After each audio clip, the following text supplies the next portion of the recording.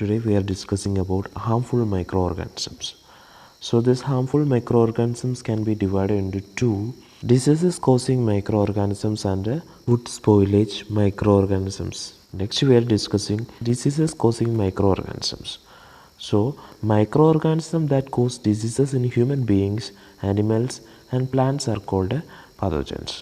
So next we are discussing pathogens in human beings. These pathogens can enter the body of a healthy person through air, water and food. Dirty water and unclean or spoiled food contains many pathogens.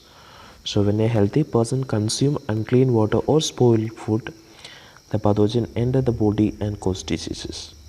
Okay. Then pathogens can also spread from an infected person to a healthy one.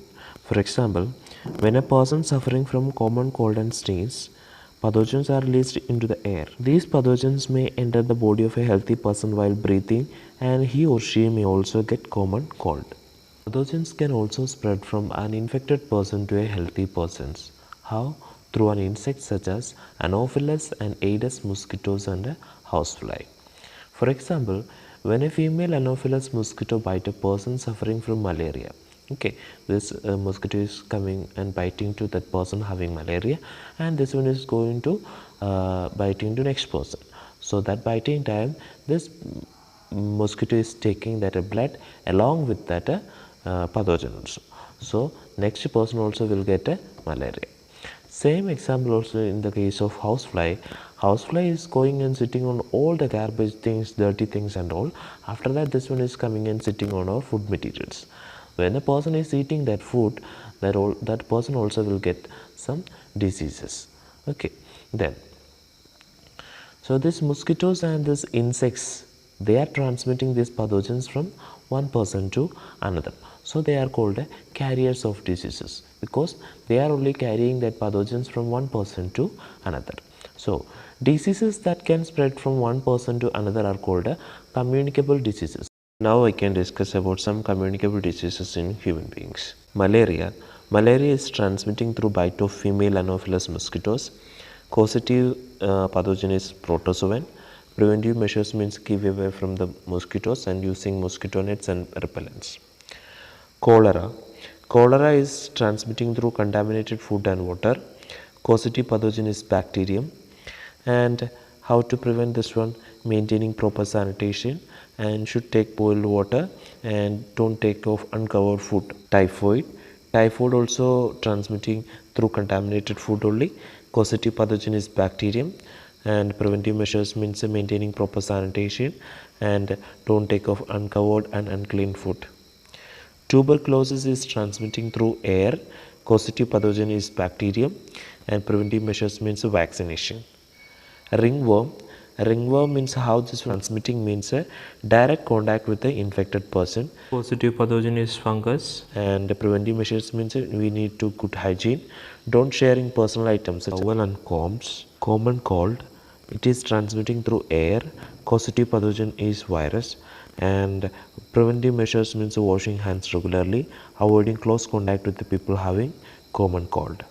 Poliomyelitis, and its mode of transmission is air and water, and causative pathogen is virus, and preventive measures is means we should take vaccine.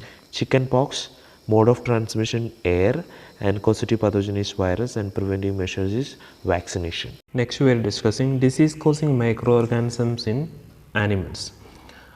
First one, foot and mouth diseases, and is affected in cattle, and rinderpest, it's also affected in cattle, anthrax and fin rot diseases in fish.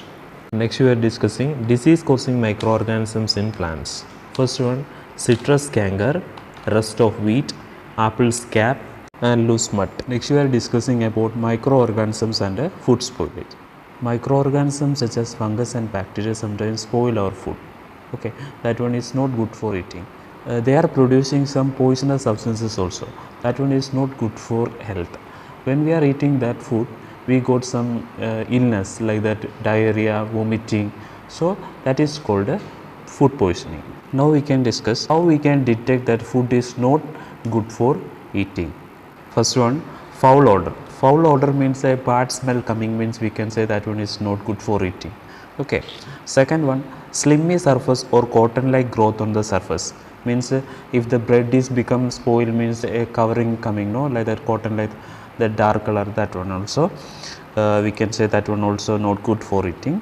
Then surface discoloration, mostly on the orange and all the surface there is color is changing. Discoloration means a color is changing, means we can say that one also not good for eating. Sour taste means a lemon taste, most probably in the dal and all become spoiled, means a sour taste will become and gas formation. Before we are discussing that microorganisms are spoiled or food materials, so how we can preserve that food, that only we are now going to discuss. First method is boiling.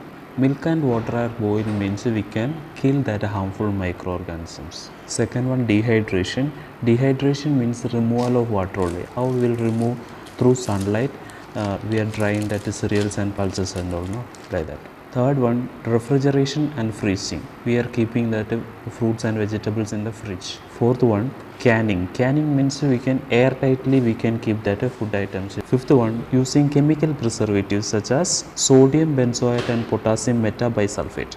These preservatives are used in the squashes, ketchups and all. Next one, using salt, sugar, oil or vinegar, making pickles and all. Next one is pasteurization. Pasteurization commonly used in the case of milk. Milk having so many microorganisms are there. We want to kill that microorganisms using this method, pasteurization. This pasteurization means we will boil this milk in 100 degrees Celsius and cool it very fast and keep in the refrigerator.